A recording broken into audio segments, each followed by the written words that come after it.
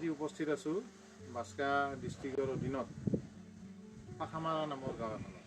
ইয়াতে এটা আমাৰ জলসিঞ্চন বিভাগৰ বৰমা চাপাগুৰি সংমণ্ডল জলসিঞ্চন কাৰ্যালয়ৰ অধীনত এইটো এটা গভীৰ নলীনাদ আঁচনি আছে। আঁচনিটোৰ নাম হৈছে পাখামাৰা গভীৰ নলীনাদ আঁচনি।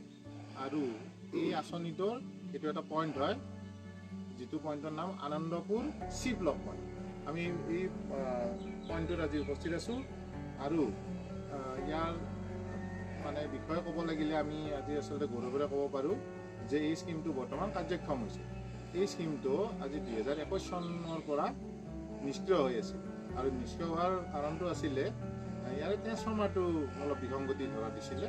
গতিকে এই বিসংগতিৰ কাৰণে যদিও মানে স্কিমটো ইয়াত হৈছিলে কিন্তু ৰাইজ উপকৃত হোৱা নাছিল।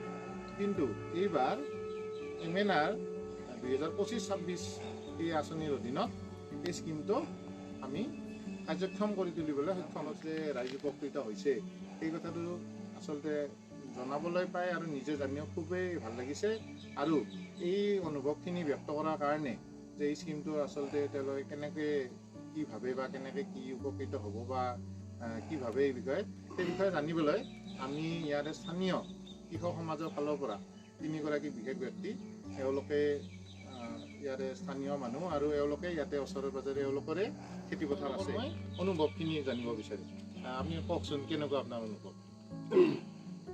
আজি 2021 চনৰ পৰাই আমাৰ এই ট্ৰেন্সফৰ্মাৰটো বিকল হৈ আছে আৰু ট্ৰেন্সফৰ্মাৰ বিকল হৈ থকাৰ বিনিময়ত আমাৰ যিটো জলসিঞ্চন ব্যৱস্থা এই ব্যৱস্থাটো একেবাৰে নিষ্ক্ৰিয় হৈ আছে আৰু তাৰ বিনিময়ত গোটেই আমাৰ জলসিঞ্চনৰ যিখিনি বস্তু বা কেনেল আদিকে গোটেইবিলাকে বেয়া হৈ আছে।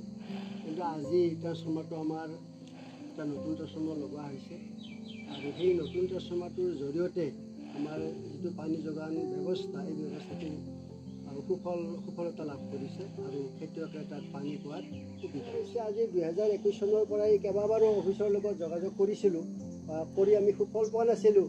কিন্তু 2025-ত হয়তো আমাক চৰকাৰে এইখিনি মূৰ দাঙি চাইছে, তাৰ কাৰণে আমি চৰকাৰকো ধন্যবাদ জনাইছোঁ আৰু লগতে আমাৰ ইঞ্জিনিয়াৰ ছাৰকো ধন্যবাদ জনাইছোঁ আৰু লগতে অফিচৰ যিসকল কৰ্মকৰ্তা আছে সেই কৰ্মকৰ্তাসকলকো আমি ধন্যবাদ জ্ঞাপন কৰিছোঁ আমাৰ খেতি কৰাৰ সুবিধাখিনি কৰি দিয়াৰ। কিবা ক'ব নেকি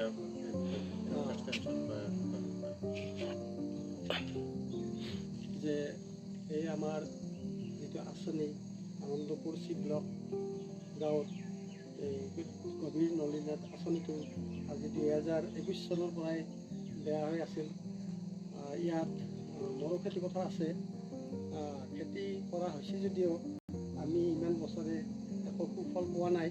কিন্তু এইবাৰ বিভাগীয় কৰ্তৃপক্ষই এইটো আমাৰ ট্ৰেন্সফৰ্মাৰটো আনি দিলে আৰু লগতে এইটো কাৰ্যক্ষম হৈ উঠিল আৰু যিবিলাক আমাৰ এই ইমান বছৰ পৰি থাকি যিবিলাক ড্ৰেইনবিলাক নষ্ট হৈ গৈছিল এইবিলাকো মেৰামতি কৰি দিয়া আমি দেখা পাইছোঁ।